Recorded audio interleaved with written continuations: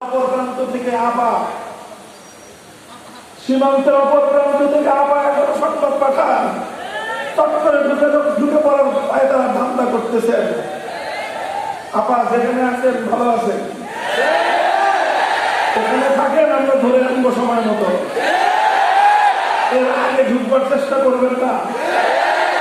এদেশের মানুষের কবলে পড়লে কত ধানে কত চাল হয় হিসাবটা বুঝে পারবেন।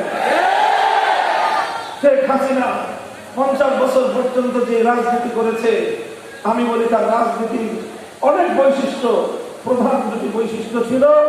তার 1 নম্বর বৈশিষ্ট্য, শেখ হাসিনার রাজনীতি ছিল প্রতিশোধের রাজনীতি। 75 সালে তার বাবাকে কেন খুন করেছিল মানুষ, কেন অভ্যুত্থান হয়েছিল 15ই আগস্ট, সে কথা তিনি ভুলে গেছেন। 30,000 মায়ের বুক খালি করেছিল বাকশালীরা। বাংলাদেশের মুক্তিযুদ্ধে এত মানুষ মনে নাই, সেই পরিমাণ মানুষ 71 থেকে 75-এর 15ই আগস্ট পর্যন্ত এদেশে হত্যা করা হয়েছে। এই মানুষের জন্য কোনো মায়া নাই, কোনো চোখের অশ্রু নাই, সব চোখের অশ্রু শুধু 15ই আগস্টের জন্য। এই বৈষম্য ভালো না। যে সকল মানুষ নিরীহ নিরপরাধ নারী শিশু 15ই আগস্টে নিহত হয়েছেন, তাদের জন্য আমরা সমবেদনা প্রকাশ করি। কিন্তু শুধু নিহত তারাই হন নাই, তাদের রক্তের যেমন দাম আছে, ওই 30,000 মায়ের চোখের অশ্রুর কোনো মূল্য নাই।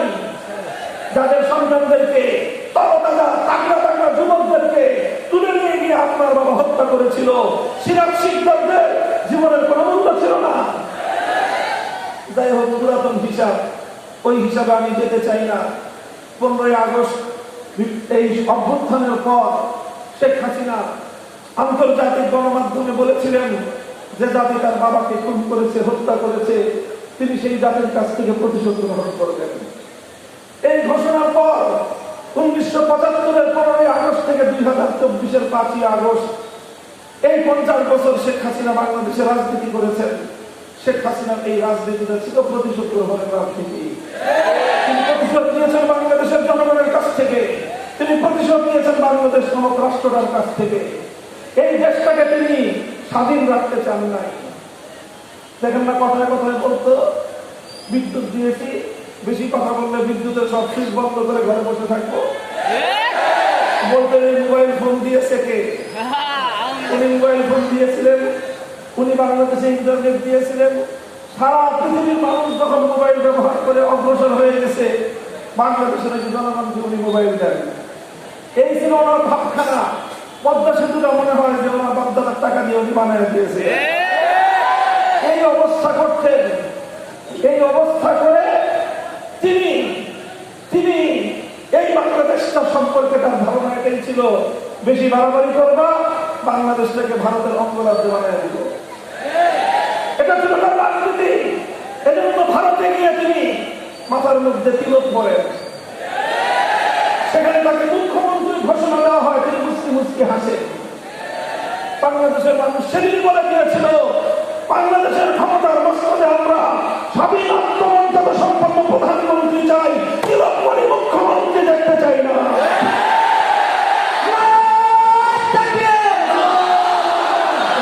শেখ হাসিনার প্রতিশোধের রাজনীতি। শেখ হাসিনার রাজনীতি ছিল বিভাজনের রাজনীতি। 2024 সালের ছাত্র জনতার অভ্যুত্থানের মাধ্যমে তার বিভাজনের রাজনীতি পরাজিত হয়ে বাংলাদেশের মানুষের মধ্যে অভূতপূর্ব ঐক্য সূচিত হয়েছিল। এই ঐক্যই ছিল বাংলাদেশের আগস্ট বিপ্লবের শক্তি। এই ঐক্যের মাধ্যমে এদেশের মানুষ ফ্যাসিবাদকে পরাজিত করতে সক্ষম হয়েছে। এই ঐক্যটা আমাদের ধরে রাখতে হবে। এই ঐক্য যদি আমরা ধরে রাখতে না পারি, বিএনপি, জামাতে ইসলাম, হেফাজতে ইসলাম, আমরা কেউ এদেশে নিরাপদে থাকতে পারবো না। কারণ শেখ হাসিনা শুধু একা নয়, তার পিছনে লুকিয়ে আছে ওই শক্তি যারা বাংলাদেশটাকে স্বাধীন দেখতে চায় না, যারা বাংলাদেশটাকে বিশ্ব দরবারে মাথা উঁচু করা আত্মমর্যাদা সম্পন্ন জাতি হিসেবে যারা দেখতে চায় না। সংগ্রামী সাথী ও বন্ধুগণ, তাই আমরা পরিষ্কার ভাষায় বলতে চাই, অন্তর্বর্তীকালীন সরকারের কাছে আমি দাবি জানাবো, গতকালকে গোপালগঞ্জে যে ঘটনা সংঘটিত হয়েছে, 24 ঘন্টার মধ্যে তার প্রকৃত দোষীদেরকে গ্রেফতার করে বিচারের কাজ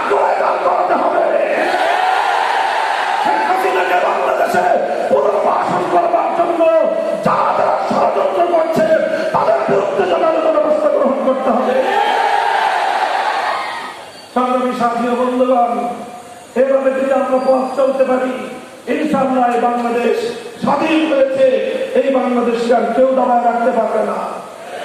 এই বাংলাদেশের শক্তিটা হলো ঐক্যের শক্তি, এই বাংলাদেশের শক্তিটা হলো সম্প্রীতির শক্তি।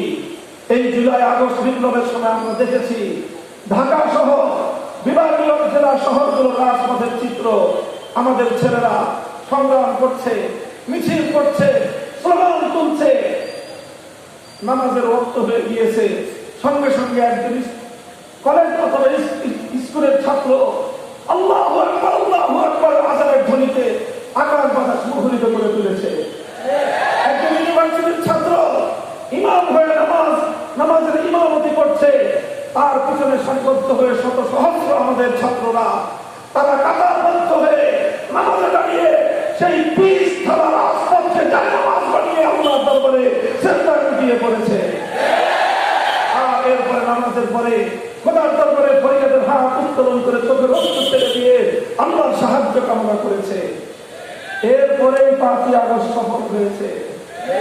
কাজে মনে রাখতে হবে, এই আগস্ট বিপ্লব ইসলামের নামে হয়েছে। এই আগস্ট বিপ্লব আল্লাহর কাছে ফরিয়াদ জানিয়ে হয়েছে। এই আগস্ট বিপ্লব আল্লাহু আকবারের আওয়াজ এবং ধ্বনি উচ্চারণ করে হয়েছে।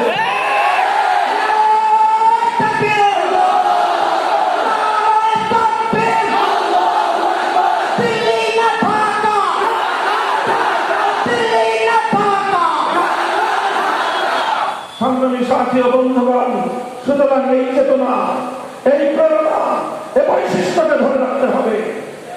আমরা সাম্প্রদায়িক সম্প্রীতির যে আমরা নজির কায়েম করে চলেছি, এটাকে অব্যাহত রাখতে হবে। মনে রাখতে হবে, আগে বাংলাদেশে বৈশিষ্ট্য ছিল, একটা শক্তি ছিল শেখ হাসিনার পালিত শক্তি, হাতুড়ি লীগ, হেলমেট লীগ। এই লীগেরা রাতের অন্ধকারে সংখ্যালঘু হিন্দু বৌদ্ধ খ্রিস্টানদের উপর কান্নাগিরি হয়ে ছোটল মারত, দিনের আলোতে আবার তারাই ওঝা হয়ে থাকতে আসতো। এই নাটক করেছে আওয়ামী লীগ। এই নাটকের কলা কুশীলভরা এখন বাংলাদেশের দৃশ্যপটে নাই, এই জন্য এখন আর নাটকও নাই। এখন বাংলাদেশের সংখ্যালঘুরা ভালো আছেন, তাদের মন্দির গির্জা বেগরা আর হামলা হয় না। হিন্দু ধর্মাবলম্বীদের কোন ব্যবসা প্রতিষ্ঠান, তাদের বাড়ি ঘরগুলোতে কেউ আক্রমণ চালায় না, কারণ আক্রমণকারী আওয়ামী লীগাররা এখন পালায় আছে। ওরা যদি আবার ঢুকতে পারে, শুরু করবে সংখ্যালঘুদেরকে দিয়ে। সংখ্যালঘুদের বাড়ি ঘর জ্বালাবে, তাদের হিন্দুরা মূর্তি, তাদের মন্দিরের মূর্তি ভাঙবে, এগুলো করে সাম্প্রদায়িক দাঙ্গা বাঁধাবার চেষ্টা করবে। সুতরাং হুঁশিয়ার, সতর্ক, সজ্জাগ থাকতে হবে। আমি এই মুনাফিক শক্তিকে বাংলাদেশের রাজনীতিতে আর পুনর্বাসিত হতে দেওয়া যাবে না। আমরা সাম্প্রদায়িক সম্প্রীতি যেই নজির বাংলাদেশে চলছে, এটাকে অব্যাহত রাখতে হবে। মুসলিম জাতিসত্তা, এদেশের 90% মুসলমানদের চেতনা, তাদের ধর্মীয় সেন্টিমেন্টকে যদি আপনি শ্রদ্ধা না জানাতে পারেন, এই দেশে কোনোদিনও সাম্প্রদায়িক সম্প্রীতির অবস্থা বহাল রাখা যাবে না। আল্লাহর নবীর বিরুদ্ধে কেউ কটূক্তি করবে, হুঁশিয়ার, হুঁশিয়ার। আল্লাহর নবীর ইজ্জতের হেফাজতের জন্য আমরা শাপলা-চত্বরে অকাতরে রক্ত দিয়েছি, আবার আমরা যে কোনো সময় শাপলা-চত্বরে যেতে প্রস্তুত। এই বিষয়ে আপোষ করার কোনো কিন্তু সুযোগ নাই। কাজেই সম্প্রীতির সকল জায়গাগুলোকে সম্মিলিতভাবে আমরা সংরক্ষণ করবো ইনশাআল্লাহ। আগামীর বাংলাদেশ হবে ইনশাআল্লাহ সম্প্রীতির বাংলাদেশ, ইনসাফের বাংলাদেশ, বৈষম্যহীন এক বাংলাদেশ। আখেরি পয়গাম, পূর্ণাঙ্গ বৈষম্যহীন সমাজ গড়তে হলে ইনসাফ ভিত্তিক একটি সমাজ